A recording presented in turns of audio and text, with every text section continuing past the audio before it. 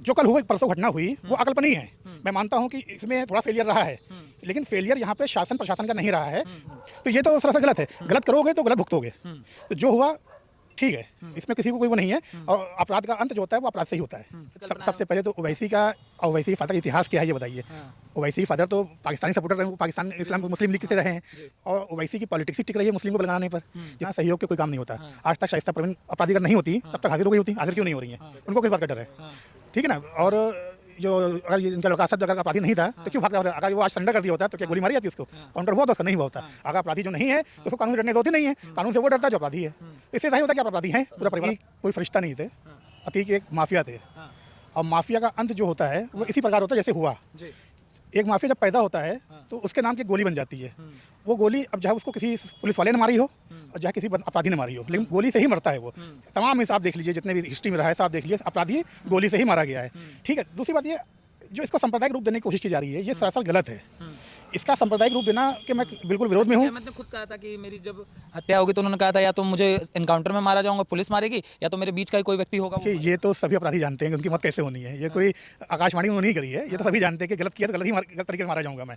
तो अतीक का जो जन्म हुआ ना, तो मैं तो बचपन से देखता आ रहा हूँ। मैं प्रयागराज से रहा हूँ, बचपन देखता आ रहा हूँ। अतीक ने सर्वप्रथम जो अपराध मेरे नॉलेज में किया था तो वो चांद बाबा किया था। चांद बाबा एक बहुत निहायत शरीफ व्यक्ति, बदमाश जरूर था लेकिन गरीबों का मसीहा था वो। उसका मर्डर किया उन्होंने। उसके मर्डर के बाद जग्गा का मर्डर किया। वहाँ से अतीक चकिया बन गए। उसके बाद इन्होंने फिर, अगर मैं उसके पहले थोड़ा जाऊँ तो आपको मैं इतिहास वहाँ देता हूँ जहाँ से ये ABCD सीख रहे थे। इलाहाबाद में प्रयागराज में एक एरिया सूबेदारगंज।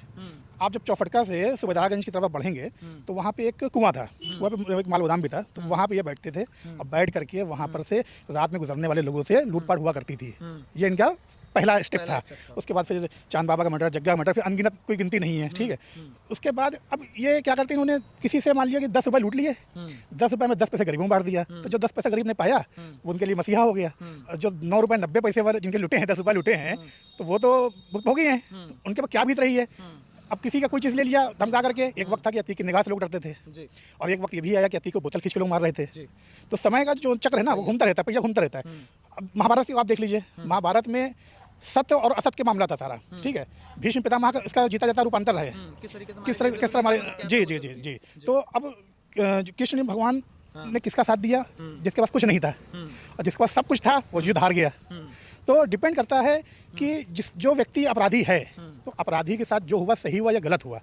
तो अपराधी का मतलब है गलत करोगे तो गलत भुगतोगे। जो कल हुई परसों घटना हुई वो अकल्पनीय है। मैं मानता हूं कि इसमें थोड़ा फेलियर रहा है, लेकिन फेलियर यहाँ पे शासन प्रशासन का नहीं रहा है, बल्कि ये अकल्पनीय चीज़ थी। कल्पना नहीं की सकती थी कोई इस तरह करेगा। सुरक्षा में कोई कमी नहीं थी कहीं से। और जो भाजपा सरकार खुद ये जो लोग कह रहे भाजपा सरकार ने करा दिया, महाराज ने करा दिया, तो ये गलत है। कभी भी कोई व्यक्ति अपने पर इल्जाम लेने नहीं जाएगा। यहाँ देखना ये इससे फायदा किसको पहुँच रहा है। और अभी जैसा कि आज मीडिया में देखने को मिला कि अतीक ने एक चिट्ठी जो है सुप्रीम कोर्ट में भेजी थी, तो अब वो चिट्ठी खुलेगी उसमें नाम किसका आता है। और अतीक भी जब अपने अंतिम समय में कुछ कहना चाह रहा था लेकिन वो कह नहीं पाया। हाँ, वो कह नहीं पाया, तो अब उसका क्या मतलब निकलता। और दूसरी बात देखिए, अतीक हो या अशरफ हो, अब मैं आपको बताऊँ 17 जनवरी 2007 की बात, प्रयागराज में करेली एरिया है। करेली 95% मुस्लिम क्षेत्र है, जहाँ वहाँ पर रात को एक मदरसे में कुछ लोग दरवाज़ा कुंडी खटखटाते हैं। जब कुंडी खोली जाती है तो 3-4 लोग वहाँ खड़े होते हैं। वो अंदर घुसते हैं, अंदर लड़कियों का हॉस्टल भी था, वहाँ जाकर के 2 नाबालिग बच्चियों को उठा के ले जाते हैं और रात भर नदी किनारे उनके साथ गैंगरेप होता है। सुबह उनको लाके हॉस्टल मदरसे के गेट पे फेंक देते हैं। FIR दर्ज नहीं हो पाती है। क्यों नहीं हो पाती है? किसका संरक्षण था उस पर? उस समय सांसद थे अतीक अहमद, विधायक थे अशरफ। ठीक है। तो किसी तरह का कोई FIR दर्ज नहीं होती है। मायावती का हस्तक्षेप होता है, बहुत दबाव होता है, तो FIR दर्ज होती है। उसके बाद 5 बेगुनाह लोगों को उठाया जाता है, जिसमें कि रिक्शे वाले होते हैं और दर्जी होते हैं। उनको फंसा दिया जाता है। अतीक और अशरफ खामोश रहते हैं, सिर्फ उनको बचाव करते हैं जो लोग इसमें इन्वॉल्व थे, और आज तक वो लोग बचे हुए हैं। और लड़कियां जो थी वो मुस्लिम थी। लड़कियां मुस्लिम थी। तो जो कि जैसे कि इस्लाम में है, इस्लाम में जिना हराम है। हराम का बहुत अहमियत है इस्लाम धर्म के अंदर। आपने बेकसूर गरीब लड़कियों का साथ दुष्कर्म करवाया, आपने उनको बचाया नहीं, बल्कि आपने घर वालों पर दबाव बना करके उनका मुंह बंद करा दिया। तो ये तो सरासर गलत है। गलत करोगे तो गलत भुगतोगे। तो जो हुआ ठीक है, इसमें किसी को कोई वो नहीं है। और अपराध का अंत जो होता है वो अपराध से ही होता है। मगर ये जो चीज़ें चल रही हैं कि वहाँ इनकाउंटर, जो इसके समर्थक हैं वो कह रहे हैं कि पुलिस वाले अशरफ का तो इनकाउंटर कर देता, मगर जो ये मारने वाले थे वहाँ देखा जा रहा था तमाशा। देखिए तमाशा दिखा, अब हम आप यहाँ खड़े हैं, हाँ। अगर मान लिया हमारे से ये 4 बॉडीगार्ड हैं, हाँ। अगर अचानक से कोई आके यहाँ पे फायर कर दे हाँ। तो इनको कुछ समय लगेगा। टोटल पूरा ये केस 40 सेकंड अंदर हो गया। 40 सेकंड होता क्या, 20 सेकंड फायर खत्म हो गया, 20 सेकंड एक्स्ट्रा। जब तक उन्होंने समर्पण कर दिया, समर्पण करने वाले को पुलिस फायर नहीं करती है।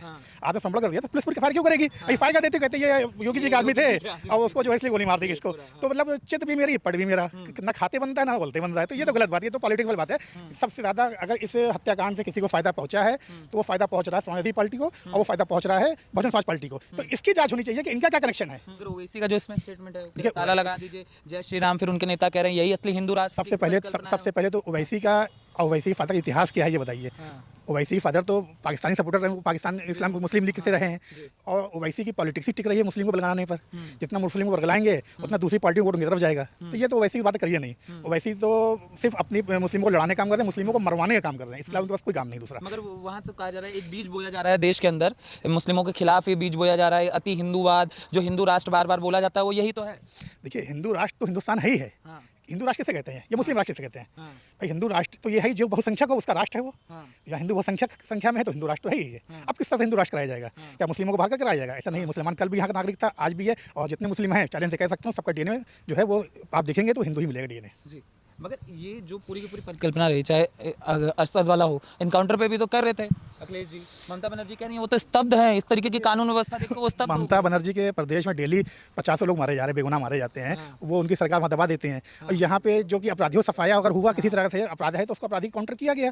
काउंटर ऐसे नहीं गोली मार दी भाई, उसने पहले गोली चलाई तो दूसरी गोली पुलिस चलाई अपनी आत्मरक्षा में।